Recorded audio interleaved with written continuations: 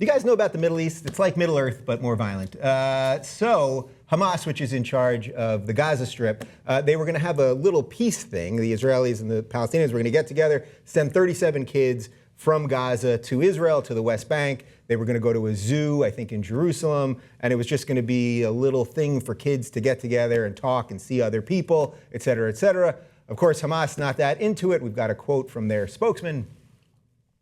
Hamas spokesman Eyad Bozoum said the decision was made to protect the culture of our children and our people from normalizing relations with Israel. He said Hamas would make sure a trip will never happen again. All right, so I don't want to get into a big debate about the Middle East. Let's not do that right this second. But what I thought was interesting about this is, first off, these type of stories don't get much play. We only talk about it when there's bombing and things like that.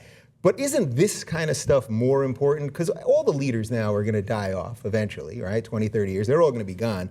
It's the next generation that has to have some feeling of peace. So if we can't even get kids to go to a zoo together, I guess my question is the Middle East just perpetually screwed? Well, I want to say thank you for bringing up this topic, because one of my New Year's resolutions for 2014 was to solve the Israeli-Palestinian crisis, and it's December 31st, so I got to get to it. Let's get to it. And I think in some ways, I think this is encouraging because they're even doing this. But they're not doing it. Well, no, there's the effort, the attempt to do it, right. And that if initially there was approval from whoever from Hamas to allow this to happen, and then it got rejected when the day of it. So what I think that points out to me is something that most people don't acknowledge about Hamas, which is that, like any political party, there are more moderate elements. And I mean, we like to think of Hamas, we think they're all just death to Israel. That's just they all have that tattooed on their arm or something. But like any political party, there are more moderates, and there are some who,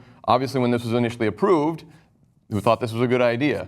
They lost this battle, but at least it indicates that there are people within Hamas or in the West Bank, in Gaza, who want to promote person-to-person connections between the people, the children of Gaza and children of Israel. So while this one, it's disappointing, and it sort of plays into the idea that Hamas is totally unwilling to even do the most moderate thing at all, right, which is let kids go to a zoo. I think that you're right, it is what's going to have to happen, and it is going to be the next generation. And unfortunately, if the hardliners win, then these things don't happen. But if more moderate elements can be encouraged and promoted on both sides, but that's... I think that's an important part, the both sides part. So, I've read that younger Israelis are more hardline than a lot of their parents are.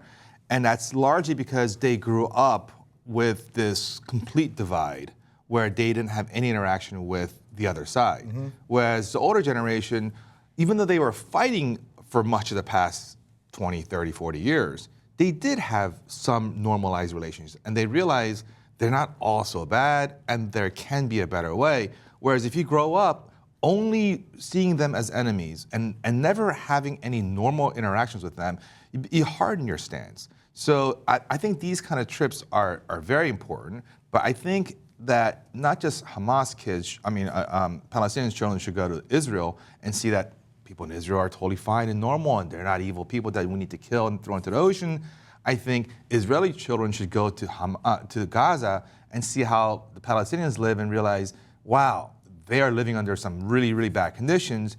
This isn't right. We need to fix this too. Right, of course, but they'd be killed or kidnapped if they went. I get what your point is, like the philosophical. Yeah, which parents are going to volunteer for that one? Right, like you're not going to send your kid, and they were there, and you know what I mean. So, but I get the overreaching point. Right. No, there are massive logistical realities that have to be worked out. Yeah, you want to send one kid in a bulletproof bubble and have him float over the place, I guess. That Seinfeld bubble boy. Yeah, send the bubble boy. Yeah, send him in. Yeah. But I do think that that any kind of real long-term solution to any kind of situation like that has to be with the younger generation completely seeing and wanting that change and accepting and embracing it and at some point struggling for that. Right, so totally on board that part of it. So shouldn't this be the type of thing, they're signing all these papers, the UN thing just yesterday, got defeated at the Security Council. The Palestinians are going to ICC today. All these it's just a lot of paperwork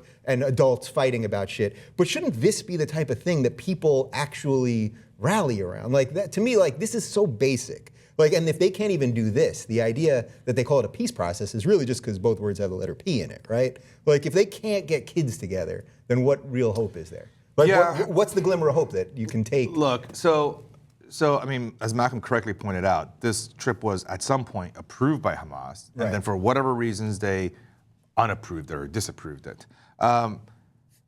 And look, I don't understand the motivations behind it, and you know, I would love to get someone from Hamas to explain why they think canceling this is a good idea. To get Hamas people on the show. Yeah. And they would argue that it's a propaganda. You know, they're going to propagandize the show. You know, I mean, that's yeah, of course. And maybe it is. I don't know. Okay.